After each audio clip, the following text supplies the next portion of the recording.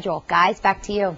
All right, thank you, Jamie. The talk in Washington continues to be over the bonus money with AIG and more money to save the banks. But there could be some help for small businesses in this area, so we have some good news, too, for you this morning. Congressman Joe Sestak is here to talk about all of these money issues. Good morning to you. Janelle, John, good to be here. Let's start with AIG, and then we can move on. In the news this morning, Obama has said that he doesn't think it's fair to impose that 90% tax on the AIG bonuses. And then I noticed this weekend on the Sunday talk shows, a lot of the lawmakers and governors are saying, you know, they think we should just move on and start focusing on the stimulus and other things. What do you think? I think we have to move on, but after we have the right type of approach to these bonuses, I voted for that bill. But it was to send a message, and I said it wasn't the perfect bill. You voted for the bill to impose the tax I did, 90%? but I said it wasn't the perfect bill. And the reason I did is AIG had actually, for a performance bonus, had put into the contracts that if losses were more than $65 million, they would not consider them. They lost $10 billion that year. How's that pay for performance?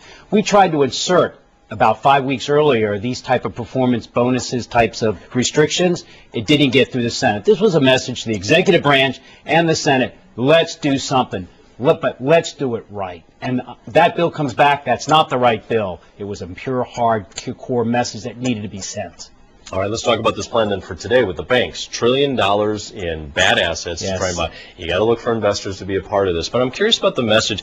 We keep hearing we want to make the future better for our kids. But aren't they the ones that are going to get this bill? And this is a pretty big bill. It is. It is a very big bill. So where do we go from here? But we're spending so much. But not doing this, John.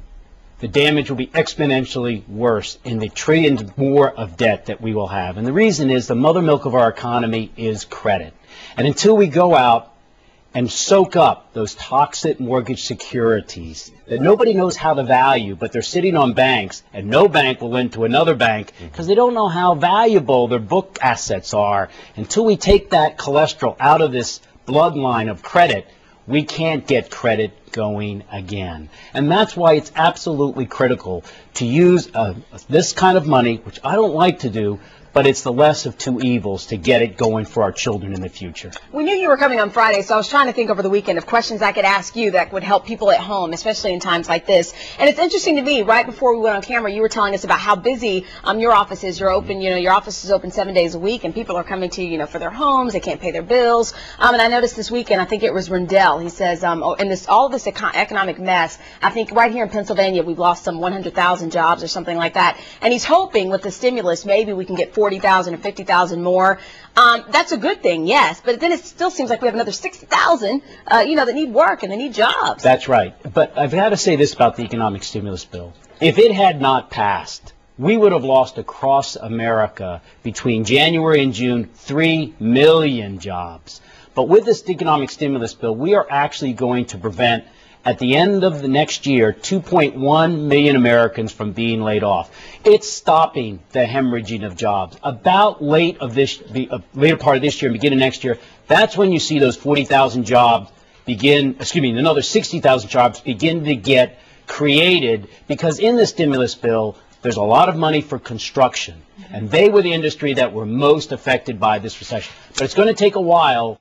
And that will be the end of this year, beginning of next year, where you'll see those 60,000 begin to come back. If, John, we also go in and get that cholesterol out of this system. Yeah. You need both of them. You need both rails to get the train down the station coming out of this recession. We really only have 15, 20 seconds left, but tell us about this summit. This Friday, it's very important. We have a Business Procurement Summit. Registration 7 a.m. at Springfield Country Club. We have over 20 federal agencies, those agencies that will explain how do you get access to the economic stimulus bill.